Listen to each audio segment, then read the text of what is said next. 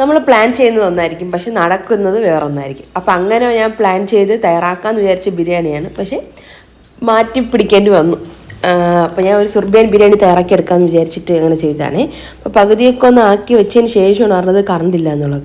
അപ്പോൾ ഇനി എന്തായാലും എനിക്ക് ബാക്കിയുള്ള സ്റ്റെപ്പിന് ചെയ്യണമെങ്കിൽ കറണ്ട് വേണം, മിക്സിയിലൊന്ന് അരച്ചെടുക്കണമായിരുന്നു. അപ്പോൾ അതുകൊണ്ട് അത് ഞാൻ മാറ്റിയിട്ട് ബിരിയാണി മറന്നിട്ട് ഞാൻ പിന്നെ ഹൈദരാബാദി ബിരിയാണി തയ്യാറാക്കി എടുക്കാമെന്ന് ഇങ്ങനെ ചെയ്യുന്നതാണ് കേട്ടോ. അപ്പോൾ ഹൈദരാബാദി ബിരിയാണിയുടെ കറക്റ്റ് ഒരു മസാലയല്ലേ നമ്മളിതിൽ ചേർക്കുന്നത്. എൻ്റെ കയ്യിലുള്ളത് വെച്ചിട്ട് ഞാൻ ചെയ്യുന്നതാണ് കേട്ടോ. അപ്പോൾ അതിന് വേണ്ടിയിട്ട് ഞാൻ സൺഫ്ലവർ ഓയിൽ ഒഴിച്ച് കൊടുത്തിട്ട് അതിലേക്ക് നമുക്ക് ആവശ്യം പോലെ സവാള ഇട്ടൊന്ന് ഫ്രൈ ചെയ്തെടുക്കണം. അപ്പോൾ ഞാൻ ഇവിടെ ഒരു കിലോ ചിക്കന് വേണ്ടിയിട്ടാണ് 4 സവാള എടുത്തിട്ടുണ്ട്. 4 സവാള തൊലി കളഞ്ഞ് നന്നായിട്ടൊന്ന് കഴുകിയതിന് ശേഷം നീളത്തിലൊന്ന് മുറിച്ച് കൈ കൊണ്ട് നന്നായിട്ടൊന്ന് ഉടച്ചതിന് ശേഷം നമുക്ക് 2-3 ബാച്ചായിട്ട് ഇട്ടിരുന്നു ഫ്രൈ ചെയ്തെടുക്കാം. എണ്ണ കൂടുതൽ എടുക്കുകയാണെന്നുണ്ടെങ്കിൽ ഒറ്റ സ്റ്റെപ്പിൽ നമുക്ക് ഫ്രൈ ചെയ്തിട്ടെടുക്കാം. അപ്പോൾ എണ്ണ അത്രയും വേസ്റ്റ് ആക്കേണ്ടതെന്നാണെങ്കിൽ കുറച്ചെടുത്തിട്ട് കുറച്ച് സവാള ഇട്ട് നമുക്ക് ഫ്രൈ ആക്കി എടുത്താലും മതി. ഞാൻ ഇവിടെ 2 ബാച്ചായിട്ടൊന്ന് ഫ്രൈ ചെയ്തെടുക്കുന്നുണ്ട്.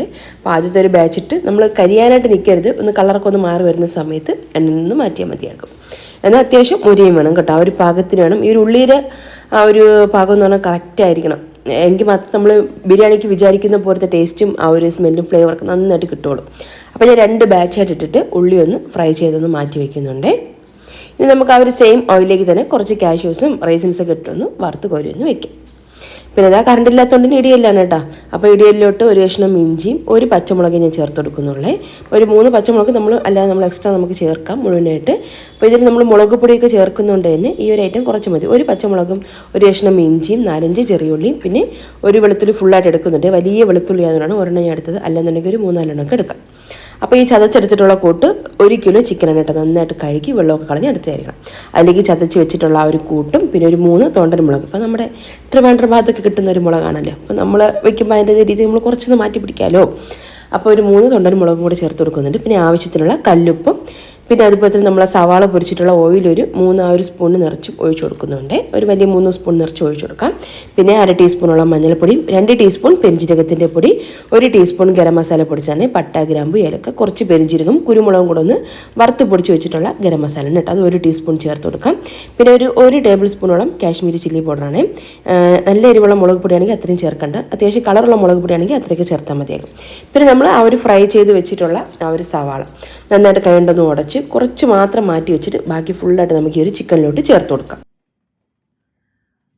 ഇനി ഇതിലേക്ക് ചേർക്കാനുള്ളത് 1/4 കപ്പോളം നല്ല കട്ടിയുള്ള തൈരാണ്.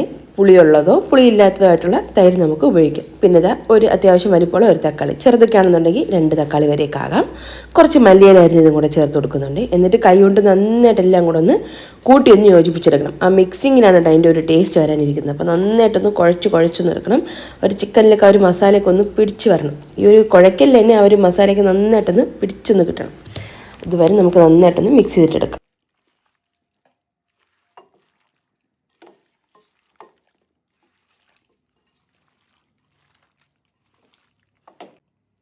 ഇതിലേക്ക് കുറച്ച് പുതിനേരി ഇലയും കൂടി ചേർത്ത് കൊടുക്കാം. അപ്പോൾ ഒന്നും കൂടെ ഫ്ലേവർ നല്ലതായിരിക്കും. അപ്പോൾ ഇതെല്ലാം കൂടെ ചേർത്തിട്ട് ഒന്ന് കുഴച്ച് ഒരു 1/4 മണിക്കൂറൊന്ന് മാറ്റി വയ്ക്കാൻ പറ്റുകയാണെന്നുണ്ടെങ്കിൽ, സമയമുണ്ടെങ്കിൽ അങ്ങനെ വയ്ക്കാം. അല്ലെന്നുണ്ടെങ്കിൽ ഡയറക്റ്റായിട്ട് തന്നെ സ്റ്റൗവിലോട്ട് നമുക്ക് വെച്ച് കൊടുത്താലും മതി. ഞാൻ അവിടെ ഒരു 10-15 മിനിറ്റ് ഒന്ന് മാറ്റി വയ്ക്കുന്നുണ്ട്. റൈസ് ഒന്ന് വേവിക്കുന്ന സമയം കൊണ്ട് നമുക്കിതൊന്ന് സ്റ്റൗവിലോട്ട് വെച്ചാൽ മതിയാകും. അപ്പോൾ ഇതൊരു 10-15 മിനിറ്റ് അവിടെ നിന്ന് ഒരു ചെറുതായിട്ടൊന്ന് മസാല ഒന്ന് പിടിക്കട്ടെ. പിന്നെ ഇതാ റൈസിലേക്കുള്ള വെള്ളം ആവശ്യം പോലെ വെച്ച് കൊടുക്കുന്നുണ്ട്. അപ്പോൾ അതിലേക്ക് നമുക്ക് ഹോൾ സ്പൈസസ് ഒക്കെ ചേർത്ത് കൊടുക്കാം. പട്ട, ഗ്രാമ്പു, ഏലക്ക, ഇത് 3 ഞാൻ ചേർത്ത് കൊടുക്കുന്നത്. പിന്നെ നമുക്ക് ആ ഒരു റൈസിലേക്ക് ആവശ്യത്തിനുള്ള ഉപ്പ് ചേർത്തെടുക്കാം. കല്ലുപ്പ് തന്നെ എടുക്കുകയാണെങ്കിൽ റൈസ് ഒന്നും കൂടെ ടേസ്റ്റ് നല്ലതായിരിക്കും കേട്ടോ. അപ്പോൾ ഞാൻ ഒരു 3 കപ്പ് ബസ്മതി റൈസാണ്. നല്ല ക്വാളിറ്റിയുള്ള ബസ്മതി റൈസ് എടുക്കുകയാണെങ്കിൽ നമ്മൾ ഹൈദരാബാദി ബിരിയാണിക്ക് നല്ല ടേസ്റ്റും ആ ഒരു ടെക്സ്ചറൊക്കെ നന്നായിട്ട് തന്നെ കിട്ടും. അപ്പോൾ ഞാൻ ഒരു 3 കപ്പ് ബിരിയാണി ബസ്മതി റൈസ് എടുത്തിട്ടുണ്ട് കേട്ടോ. അപ്പോൾ അതൊന്ന് നന്നായിട്ട് കഴുകി ഒരു 1/2 മണിക്കൂറൊന്ന് കുതിർത്തെടുത്തതാണ്. അതൊരു 85% വേവിച്ചെടുത്താൽ മതിയാകും. ഓവറായിട്ട് നമ്മൾ കുക്ക് ചെയ്തെടുക്കേണ്ട ആവശ്യമില്ല. അപ്പോൾ ഇതിനിടയ്ക്ക് ഞാൻ ചിക്കൻ ഒന്ന് സ്റ്റൗവിലോട്ട് വെച്ചിട്ടുണ്ട്. ഒരു 10 മിനിറ്റ് ഒന്ന് തിളപ്പിച്ചെടുത്ത്, അതായത് ചിക്കനൊക്കെ ഒന്ന് ചൂടായി വരണം. ആ ഒരു ടൈമിൽ നമുക്ക് ആ വേവിച്ച് വെച്ചിട്ടുള്ള ആ ഒരു ബസ്മതി റൈസ് ഇതിലേക്ക് ചേർത്ത് കൊടുക്കും. അതും കൂടെ ചേർത്ത് പിന്നെ അതായത് 1 കിലോ അരിക്ക് ഒരു 1/2 കപ്പ് കുറവ് ആ ഒരു പാകത്തിലാണ് എടുത്തിട്ടുള്ളത്. 1 കിലോ ചിക്കന് അത്രയും മതി കേട്ടോ അരി. 1 കിലോ ചിക്കൻ 1 കിലോ അരി എടുക്കുകയാണെങ്കിൽ ബിരിയാണി അത്ര ടേസ്റ്റ് ഉണ്ടാവില്ല. അപ്പോൾ ഒരു 1/2 കപ്പ് കുറച്ചിട്ടാണ് എടുക്കാനായിട്ട്. അപ്പോൾ ഒരു 3 കപ്പ് അരിയാണ് ഞാൻ എടുത്തിട്ടുള്ളത്.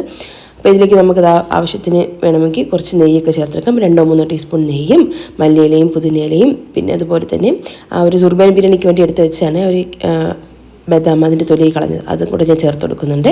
നമ്മൾ പൊരിച്ച് വെച്ചിട്ടുള്ള എല്ലാ ഐറ്റംസൊക്കെ ചേർത്ത് വേണമെങ്കിൽ കുറച്ച് ഫുഡ് കളർ ചേർത്ത് കൊടുക്കാം. അല്ലെന്നുണ്ടെങ്കിൽ സാഫ്രോൺ ഉണ്ടല്ലോ, കുങ്കുമപ്പൂ വെള്ളത്തിൽ പാലിലും ഇട്ടിട്ട് അതിൻ്റെ കളർ ചേർത്ത് കൊടുത്താലും മതി. അതൊന്നും ഇല്ലാത്തതുകൊണ്ട് ഞാൻ ഇപ്പം കളർ വെച്ച് ചേർക്കുന്നുണ്ട് കേട്ടോ. അപ്പോൾ യെല്ലോ ഫുഡ് കളറും ഓറഞ്ച് റെഡ് ഫുഡ് കളറും കൂടെ ചേർത്തിട്ട് നന്നായിട്ട് എല്ലാം ഒന്ന് കവർ ചെയ്തിട്ട് ഒരു 45 മിനിറ്റ് മീഡിയം ടു ലോ ഫ്ലെയിമിൽ ദമ്മിട്ടെടുക്കണം. അപ്പം ചിക്കനും ചോറൊക്കെ നന്നായിട്ട് സോഫ്റ്റായിട്ട് കിട്ടും കേട്ടോ. അപ്പോൾ എന്തായാലും നല്ല ഫ്ലേവറായിട്ടുള്ള ബിരിയാണിയാണ്. നല്ല ഫ്ലേവറായിരുന്നു, ടേസ്റ്റും ഒക്കെ നല്ലതായിരുന്നു. സാധാരണ എനിക്ക് ഈ ഒരു ബാസ്മതി റൈസിലരി വലിയ അങ്ങ് ഇഷ്ടമില്ല കേട്ടോ. പക്ഷേ ഈ ഒരു ബിരിയാണി നല്ല ടേസ്റ്റ് ആയിരുന്നു കേട്ടോ. ആ ഒരു ഫ്ലേവറൊക്കെ കറക്റ്റായിട്ട് തന്നെ കിട്ടി. എന്തായാലും കൊള്ളായിരുന്നു ഈ ഒരു ബിരിയാണി. എന്തായാലും ഒന്ന് ട്രൈ ചെയ്ത് നോക്കൂ. നിങ്ങൾക്കും ഇഷ്ടമാകുന്നുണ്ടെങ്കിൽ മറക്കാതെ തന്നെ ഒരു കമൻറ്റൊക്കെ ഒന്ന് താഴെ ചെയ്തേ കേട്ടോ. അപ്പോൾ ഈ ഒരു വീഡിയോ റെസിപ്പിക്ക് നിങ്ങൾക്ക് ഇഷ്ടമായിട്ടുണ്ടെങ്കിൽ മറക്കാതെ തന്നെ ഒരു ലൈക്കും ഷെയറും കമൻറ്റൊക്കെ ചെയ്തൊന്ന് സപ്പോർട്ട് ചെയ്യും. അപ്പോൾ ഈ വീഡിയോ കണ്ട എല്ലാ കൂട്ടുകാർക്കും താങ്ക്സ്.